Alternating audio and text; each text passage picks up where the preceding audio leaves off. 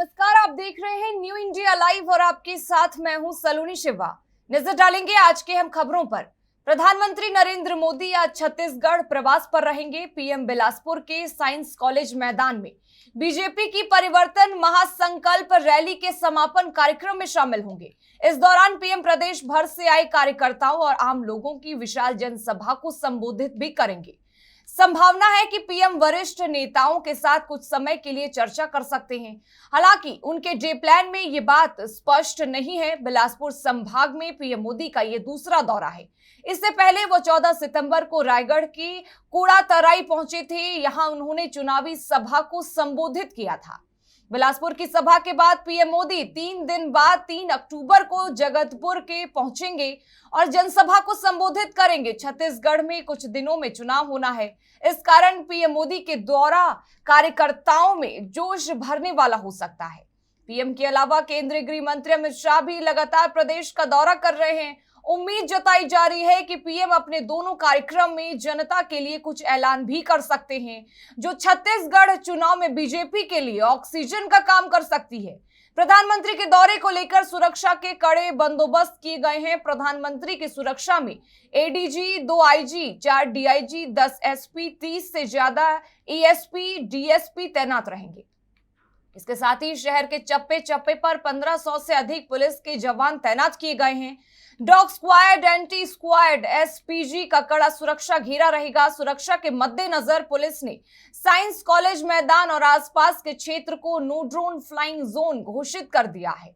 PM के दौरे और सुरक्षा को ध्यान में रखते हुए सभा स्थल पर कई चीजों में बैन लगाया गया है।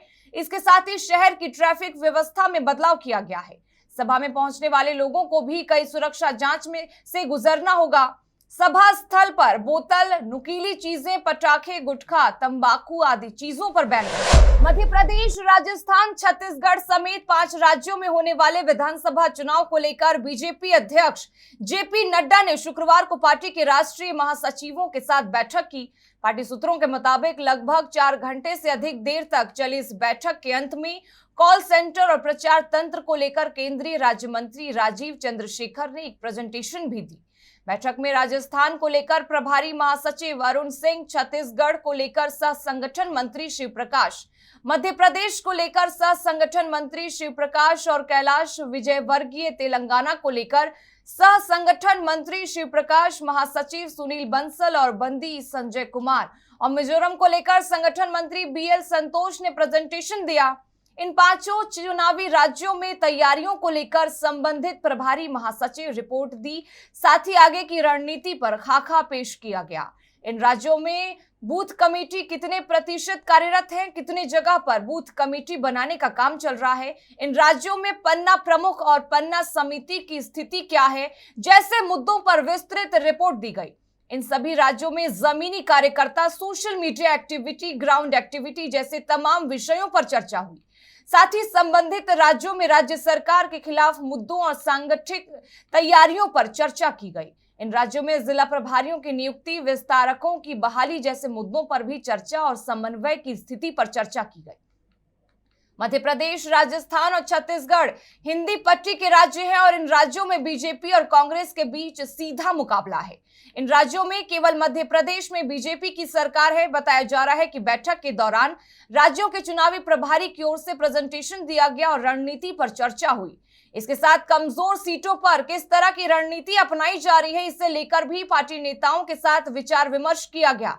इसके अलावा महासचिव राधा मोहन दास अग्रवाल ने शहरी स्थानीय निकाय सदस्य वर्ग में अब तक हुई प्रगति पर रिपोर्ट पेश की। इस कार्यक्रम को पार्टी ने लगभग 3 महीने पहले शुरू किया है, जिसके जरिए शहरी और स्थानीय निकायों के सदस्यों का वर्कशॉप लगाकर केंद्र सरकार और बीजेपी शासित राज्य सरकारों द्वारा किए जा रहे कार्यों को जन जन तक पहुंचाने की रणनीति अपनाई जाती है और सरकार और पार्टी की सोच और कामों को धरातल तक पहुंचाने का काम इन स्थानीय निकाय सदस्यों को दिया जाता है। इस तरह से स्थानीय ब्लॉक पंचायत वर्ग को लेकर एक विस्तृत रिपोर्ट महासचिव दुष्यंत गौतम ने दी। उन्होंने बताया कि ग्रामीण इलाकों में सरकार की बातों को पहुंचाने के लिए अब तक कितने वर्कशॉप और कार्यक्रम किए गए हैं। इन मुद्दों के अलावा पीएम मोदी के जन्मदिन से गांधी जयंती तक चलाई जा रही सेवा कार्यों के बारे में एक विस्तृत समीक्षा रिपोर्ट 3 महामंत्रियों सुनील बंसल, विनोद तावड़े और तरुण चुग ने दी। इसके अलावा पीएम के मन की बात कार्यक्रम पर महासचिव दुष्यंत गौतम, कार्यकर्ताओं से संवाद पर विनोद तावड़े और समन्वय बैठक पर रिपोर्ट सह संगठन महामंत्री श्री प्रकाश ने दी। मिली जानकारी के मुताबिक यह बैठक आगामी 5 राज्यों के चुनाव घोषणा से पहले की आखिरी राष्ट्रीय महामंत्री बैठक थी। इसमें आगे की तैयारियों का खाका खींच चुनावी समर में प्रभावी रूप से कूदने की रणनीति बनाई गई। खालिस्तानी आतंकी हरदीप सिंह निज्जर की हत्या और कनाडा द्वारा भारत के ऊपर आरोप लगाए जाने के बाद से विवाद दिन प्रतिदिन बढ़ता जा रहा है। कनाडा के बाद अब ब्रिटेन में भी खालिस्तानियों का आतंक बढ़ता जा रहा है। स्कॉटलैंड के ग्लासगो में कुछ खालिस्तानी समर्थकों ने भारतीय उच्चायुक्त विक्रम दोरीस्वामी को अचानक से घेर लिया। वह गुरुद्वारे समिति की एक बैठक में हिस्सा लेने जा रहे थे। जब उन्हें रोका गया, भारतीय राजदूत गुरुद्वारे के निमंत्रण पर वहां पहुंचे थे। इस घटना का वीडियो भी सामने आया है, जिसमें देखा जा सकता है कि खालिस्तानी समर्थकों ने उच्चायुक्त को गाड़ी से उतरने ही नहीं दिया गया। उन्होंने बताया कि वह जब गुरुद्वारे के बाहर पहुंचे तो उनके पास कुछ लोगों ने आकर कहा कि उनका यहां स्वागत नहीं है। ब्रिटेन में यह कोई पहली घटना नहीं है जब खालिस्तानी समर्थकों द्वारा भारतीय समुदाय के लोगों के साथ अभद्रता की गई हो। भारत के बाद दुनिया में सबसे ज्यादा सिख कनाडा और ब्रिटेन में रहते हैं। ब्रिटेन में भी खालिस्तानी समर्थकों की संख्या बहुत अधिक है।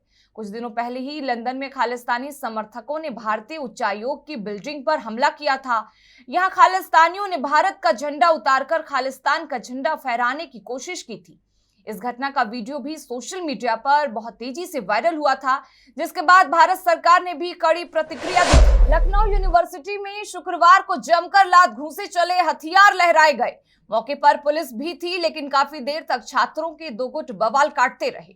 इतने में वीडियो सोशल मीडिया में वायरल हो गया। इसके बाद हरकत में आई पुलिस ने मामले में हस्तक्षेप किया। इस वारदात में शामिल कुछ छात्रों को तो पुलिस ने हॉस्टल भेजा है, वहीं कुछ को हिरासत में लेकर थाने लाई है। हसनगंज थाने की पुलिस मामले की जांच कर रही है। घटना लखनऊ यूनिवर्सिटी के गेट नंबर 5 के सामने चाय की दुकान के बाहर का है। बता दें कि इन दिनों लखनऊ यूनिवर्सिटी में पढ़ाई कम, लड़ाई ज्यादा हो रही है। शुक्रवार को ही छात्रों का एकजुट यूनिवर्सिटी के गेट नंबर 5 के सामने चाय की धड़ी पर चाय पीने आया था। इतने में वहां एक और गुट पहुंच गया और देखते ही देखते दोनों गुटों में लात घूंसे चलने लगे। देखते ही देखते दोनों गुटों ने अवैध हथियार लहराते हुए एक दूसरे पर हमले शुरू कर दिए। इस दौरान किसी का सिर फटा तो किसी के हाथ पैरों में गंभीर चोटें आई हैं। बताया जा रहा है कि मौके पर पुलिस भी मौजूद थी, लेकिन काफी देर तक पुलिस भी तमाशबीन बनी रही। बताया जा रहा है कि इसी दौरान किसी ने घटना का वीडियो बनाकर सोशल मीडिया पर अपलोड कर दिया। कुछ लोगों ने पुलिस कंट्रोल रूम में फोन भी कर दिया। इसके बाद हरकत में आई पुलिस ने हस्तक्षेप कर दोनों पक्षों को अलग किया। पुलिस ने मामला शांत कराने के बाद कुछ छात्रों को तो डांट फटकार कर हॉस्टल भेज दिया, वहीं कुछ छात्रों को हिरासत में लेकर थाने पहुंचा दिया है। पुलिस अभी इन छात्रों को लेकर थाने पहुंची ही थी कि यूनिवर्सिटी से सैकड़ों की तादाद में छात्र निकलकर थाने के बाहर पहुंच गए और हंगामा करने लगे। हालात कंट्रोल से बाहर होते देख पुलिस और पीएसी ने मिलकर हंगामा करने वाले छात्रों पर हल्का बल प्रयोग कर उन्हें खदेड़ा। उधर मामला संज्ञान में आने के बाद यूनिवर्सिटी के कुलानुशासक ने वारदात में शामिल अर्थशास्त्र के छात्र प्रियांशु मिश्रा को निलंबित कर दिया है। वहीं इस मामले में कड़ी कार्रवाई के लिए पुलिस से भी आग्रह किया गया। गुजरात में बजरंग दल की शौर्य यात्रा में भड़के बवाल के बाद मौके पर पुलिस ने शांति कायम तो कर ली है। हालांकि एहतियात पुलिस और पैरामिलिट्री फोर्स ने जवानों का फ्लैग मार्च गश्त लगातार जारी है। इस संबंध में नर्मदा और वडोदरा पुलिस ने अज्ञात के खिलाफ केस दर्ज कर मामले की जांच शुरू कर दी है। कुछ लोगों को हिरासत में भी लिया गया है। हालांकि अभी तक इस घटनाक्रम की साजिश रचने वाले मुख्य आरोपी का कोई सुराग नहीं मिल सका है। पुलिस को आशंका है कि हरियाणा के नूह की तरह ही नर्मदा और वडोदरा को हिंसा की आग में झोंकने की साजिश रची गई थी। गनीमत रही कि पुलिस समय रहते हरकत में आ गई और मामले को बिगड़ने से पहले ही संभाल लिया गया। पुलिस के मुताबिक गुजरात के वडोदरा में सावली के मंजूसर गांव में गणपति विसर्जन के दौरान कुछ लोगों ने पथराव किया था। इससे माहौल तनावपूर्ण हो गया। इस घटना से संबंधित कुछ वीडियो सोशल मीडिया में वायरल हुए हैं। पुलिस ने इस वीडियो पर संज्ञान लेते हुए 16 नामजद आरोपियों समेत 30 लोगों के खिलाफ केस दर्ज किया है। इस घटना में गणपति की प्रतिमा क्षतिग्रस्त हो गई थी। इसी प्रकार नर्मदा जिले में हिंदू संगठन की ओर से गणपति विसर्जन कार्यक्रम के दौरान शौर्य यात्रा निकाली गई थी। आरोप है कि इस यात्रा पर समुदाय विशेष के लोगों ने पथराव किया, इससे दोनों पक्षों में टकराव हुआ। इस घटना में भी पुलिस ने समय रहते एक्शन लेते हुए डंडे, फटकारे और आंसू गैस के गोले छोड़े। इसके बाद माहौल शांत हो सका। इन दोनों मामलों में पुलिस ने एफआईआर दर्ज कर जांच शुरू कर दी है। पुलिस को इन दोनों घटनाओं से संबंधित कुछ वीडियो मिले हैं।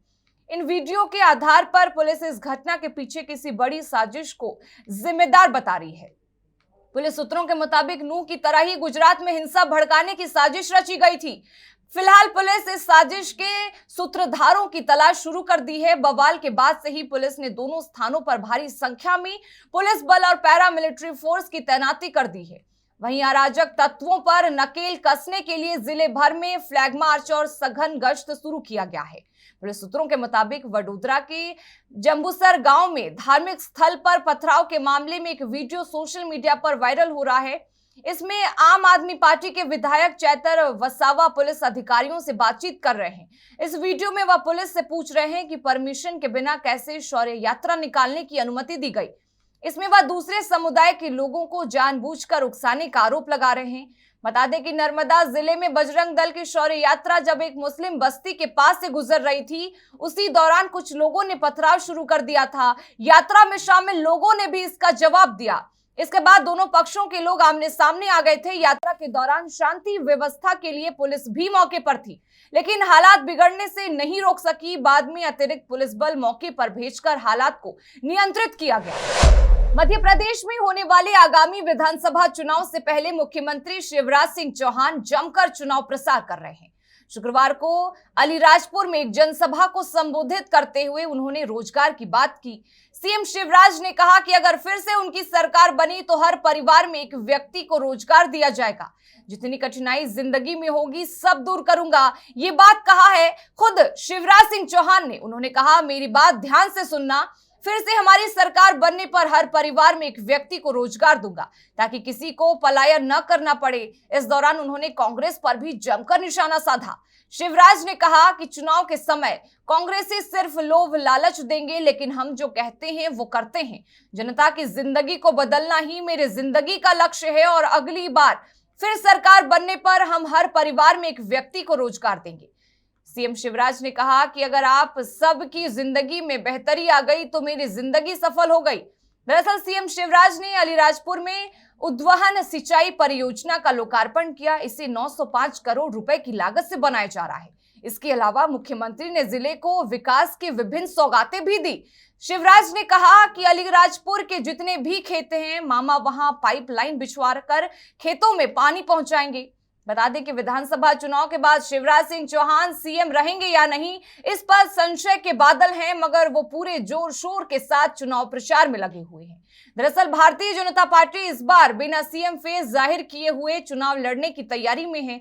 बीजेपी ने मध्य प्रदेश विधानसभा चुनाव के लिए 79 उम्मीदवारों की 3 लिस्ट जारी कर चुकी है। इनमें केंद्रीय मंत्री नरेंद्र सिंह तोमर, प्रहलाद सिंह पटेल और पार्टी महासचिव कैलाश विजयवर्गीय सहित कई सांसदों के नाम शामिल हैं। उत्तराखंड के मुख्यमंत्री पुष्कर सिंह धामी का ब्रिटेन दौरा जारी है। तीसरे दिन भी उन्होंने दुनिया भर के कई बड़े निवेशकों के साथ बैठकें की।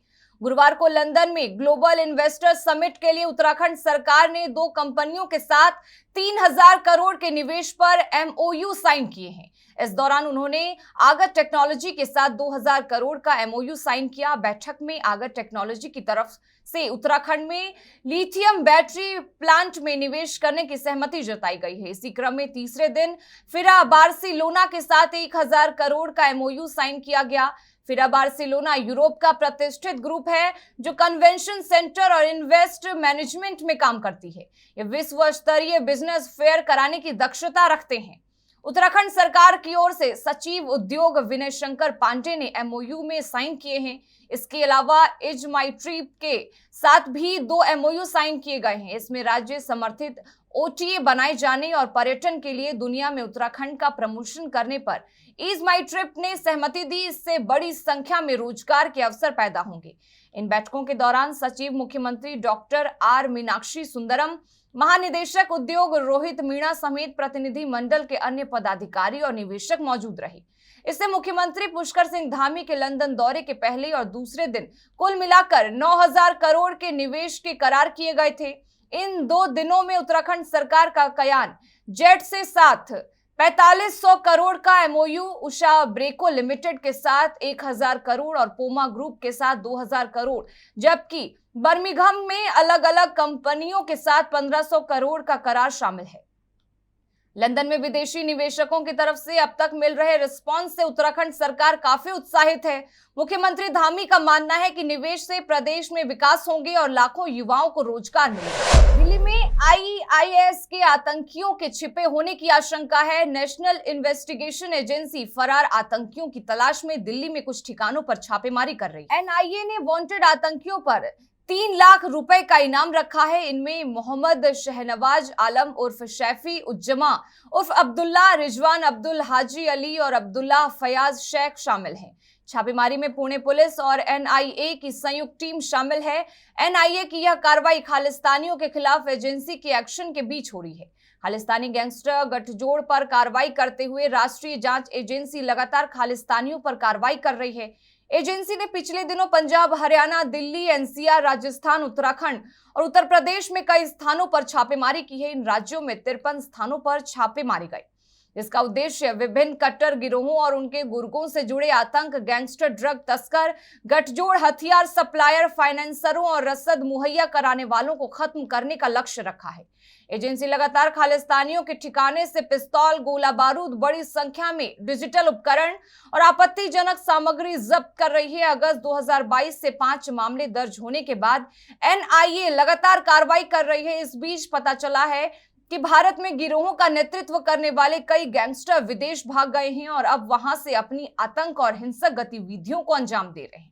एनआईए का कहना है कि ये गिरोह पाकिस्तान, यूएई, कनाडा, पुर्तगाल और अन्य देशों में स्थित ड्रग तस्करों, आतंकवादियों के साथ काम कर रहे हैं। इसमें आगे कहा गया है कि ये अपराधी भारत भर के जेलों में बंद अपराधियों के साथ मिलकर बदला लेने के लिए हत्याओं सहित गंभीर अपराधों की योजना बनाने और उन्हें अंजाम देने में लगे हुए। खबर आगरा से है, जहां थाना बाह परिसर में पुलिस जनसंवाद कार्यक्रम का आयोजन हुआ। जनसंवाद कार्यक्रम में मुख्य अतिथि के रूप में पुलिस आयुक्त आगरा डॉक्टर प्रीतिंदर सिंह और पुलिस उपायुक्त केशव चौधरी सहित उपायुक्त पूर्वी सोमेंद्र मीणा पहुंचे। थाने में आंगत्तो कक्ष का फीता काटकर उद्घाटन किया गया।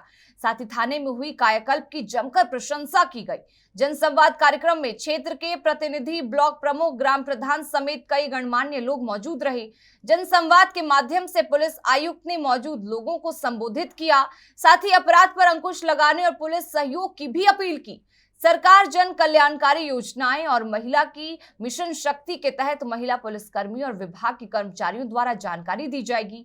साथ ही इस दौरान ग्राम चौकीदारों को पुलिस आयुक्त द्वारा साइकिल वितरण की गई। खबर उत्तर प्रदेश के अमेठी से है, जहां घर में लगी आग की सूचना पर पहुंची पुलिस ने सराहनीय कार्य करते हुए आग पर काबू पाया। 2 सिपाहियों ने नल से पानी भरकर आग को बुझाया।